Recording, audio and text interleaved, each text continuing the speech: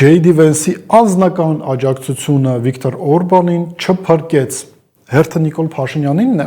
Հարգելի հեռուստադիտողներ, Հունգարիայում տեղի ունեցած իրադարձություններ իհարկե կարող էին մնալ լոկալ իրադարձություններ, եվրոպական մի փոքր երկրում իշխանափոխություն է տեղի ունեցել, եթե չլինեին շատ իրողություններ, որոնք մեր քաղաքական գործընթացները նմանեցնում են հունգարական քաղաքական գործընթացներին,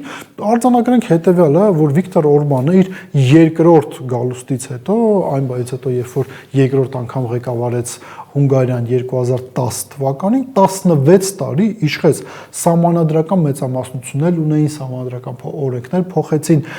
սահմանադրական դատարանի դատավորներ նշանակեցին, այսինքն քաղաքական համակարգը, մեդիա համակարգը հարմարեցրեցին իրենց, բայց արի ուտես, որ 16 տարի անց Վիկտոր Օրբանը դե ֆակտո կորցրել է իր իշխանությունը եւ մի քանի երևույթ կա, որոնց մենք պետք է անդրադառնանք, մտապահելով Հայաստանում տեղի ունեցող իրադարձությունները։ Առաջին կարևոր նախադրյալներից մեկը, որը ապահովեց Հունգարիայում քաղաքական փոփոխությունները, դա քաղաքացիների աննախադեպ ակտիվ մասնակցությունն էր ընտրություններին, պատմական ռեկորդ գրանցվեց, քաղաքացիների 77.8% մասնակցեց ընտրություններին, շուրջ 6 միլիոն քաղաքացի Հունգարիայում մասնակցեցին ընտրությունների 2022 թվականի խորհրդանական ընտրությունների ժամանակ քաղաքացիների մոտ 70%-ն էր մասնակցել ընտրություններին, այսինքն զգալի տարբերություն է եղել, ավելի քան 10% քվեների ավելի շատ է եղել այս ընտրություններում։ Սա առաջին կարևոր գործոնը, կրկին ասենք, այս ամեն ինչի մասին խոսում ենք մտապահելով հայաստանյան իրականությունը։ Երկրորդ կարևոր գործոնը, որը անպայման պետք է նշենք եւ հիշենք հայաստանյան իրողությունները, ընտրություններից ընդամենը մի քանի օր առաջ Ամերիկայի Միացյալ Նահանգների փոխնախագահ J.D. Vance-ը մարտ ով ըստ հանրապետական կուսակցության ներսում եղած հարցումների ավելի քան 47% աջակցություն ունի որպես Դոնալդ Տրամփի փոխարինող նախագահ, J.D. Vance-ը այցելում է Հունգարիա, հանդիպում է Վիկտոր Օրբանի հետ, տարբեր գնահատականներ է տալիս եւ ակնհայտ աջակցություն է ցուցաբերում Վիկտոր Օրբանին, նշելով, որ իրենք պատրաստ են աջակցել Հունգարիային իրականացնել նախագծեր, եթե Վիկտոր Օրբանը շարունակի պաշտոնավարել, բայց փորձը ցույց է տալիս, որ եթե քաղաքացիների մասնակցությունը բարձր է լինում, եթե նաև իրավիճակը այնպեսին չի լինում, որ ընտրություններին մասնակցում են մի շարք քաղաքական ուժեր, որոնց հիմնական նպատակն է փոշիացնել ընտրողների ձայները, անկախ նրանից, թե այս կամ այն թեկնածուն վայելում է Վաշինգտոնի, Մոսկվայի, Բրյուսելի, Անկարայի, Բաքվի, Պեկինի աջակցությունը, քաղաքացիները այլ կերպ են որոշում եւ քաղաքացիների վրա զերո ազդեցություն է ունենում J.D. Vance-ի այցը կամ այն մեդիա հիստերիան, որը կազմակերպել էին Հունգարիայում, այդ մեդիա հիստերիան շատ էր նման նրան, թե ինչ էր կազմակերպվել այստեղ Հայաստանում, երբ որ J.D. Vance-ը այցելեց նաև Հայաստանի Հանրապետության մայրաքաղաք։ Հիմա գանք ընտրություններին Հունգարիայում, Հունգարիայի ընտրությունների արդյունքներին, բայց նրան թե ինչպես են Հայաստանի Հանրապետության իշխանությունները այս ամեն ինչը ներկայացնում, բավականին, չասենք, եթե ծիծաղաշարժ է իրենց մոտեցում, բայց առնվազն կա տպավորություն, որ իրենք փորձում են մանիպուլացնել իրողությունները, փորձում են այս ամեն ինչը ներկայացնել, օրինակ, որպես պաշտոնական Կրեմլի պարտություն, մոռանալով, թե ինչ աջակցություն էր տալիս Ամերիկայի Միացյալ Նահանգները Վիկտոր Օրբանին։ Եվս մի կարևոր նրբերակ, տեսեք, Նիկոլ Փաշինյանը, ով քանիցս հանդիպել է Վիկտոր Օրբանի հետ, Արարատ Միրզոյանն է հանդիպել իր հունգարացի գործընկերոջ հետ, Սիարտոյի հետ, իրենք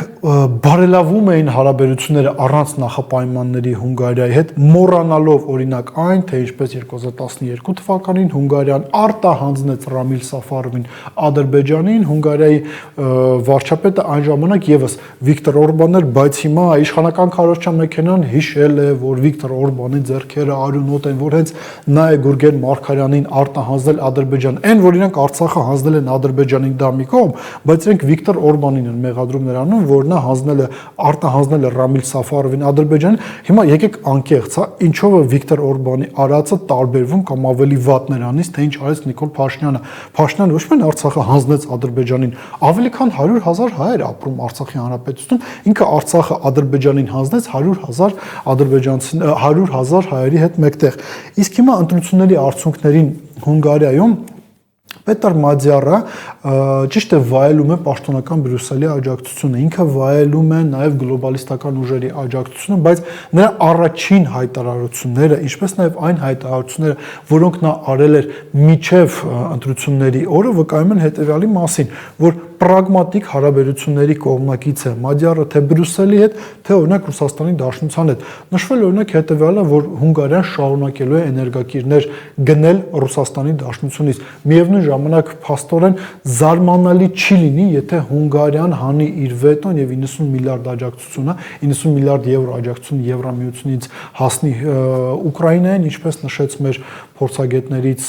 Գրիգորը Բալասանյան, սա պարզապես կերկարացնի Ուկրաինայում ընթացող պատերազմական գործողությունները, այսինքն մենք հասկանանք մեզ համար սա ինչ հետևանքներ կարող է ունենալ, միևնույն ժամանակ նաև ակնհայտ էր հետևյալը Մադյարի խոսքերից, որ պրագմատիկ կրկին ասենք հարաբերությունների կողմնակից են իրենք Ռուսաստանի Դաշնության հետ, Ռուսաստանի Դաշնությունից էլ բավականին պրագմատիկ գնահատականներ եղան, ասացին, որ Մադյարը եթե պաշտպանի Հունգարիայի եւ Հունգարիայի ժողովրդի շահերը, ապա պաշտոնական Կրեմլը պատրաստ է մի շարք ծրագրեր շարունակել Հունգարիայի հետ, այդ թվում օրինակ Հունգարիայում ատոմակայանի կառուցումը Պակշ 2, եթե չեմ սխալվում, ատոմակայանի մասին է խոսքը, ինչևէ ամփոփելով նաև մեր այսօրվա զրույցը, մենք պետք է նշենք հետևյալը. Հունգարիայում տեղի ունեցած ընտրությունները, իրենք եթե չասենք ճանապարհային քարտեզ պետք է լինեն հայաստանյան ընդդիմության համար, ապա առնվազն մտածելու, ինչպես նաև քարոզարշավը կազմակերպելու տեսանկյունից մտածելու տեղիք պետք է տան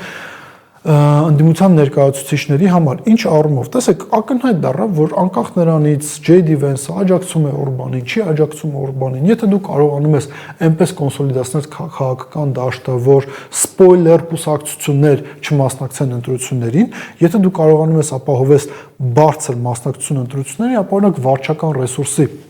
օգտակար գործողության գործակից չասենք 0-ի է հավասարվում, բայց վերջնարդյունքի վրա շատ մեծ ազդեցություն ինքը չի ունենում եւ ամենակարևորը կրկին ասենք, տեսեք, անկախ նրանից թե աշխարհաքաղաքական տարբեր կենտրոնները ինչ մոտեցումներ ունեն այս կամ այն երկրի ներքաղաքական զարգացումների վերաբերյալ, եթե դու կարողանում ես մոբիլիզացնել քաղաքացիներին, դու կարողանում ես հասնել նրան, որ քո իրական ներքին ինքնիշխանությունը ապահովում է եւ դու ինքդ ես որոշում, թե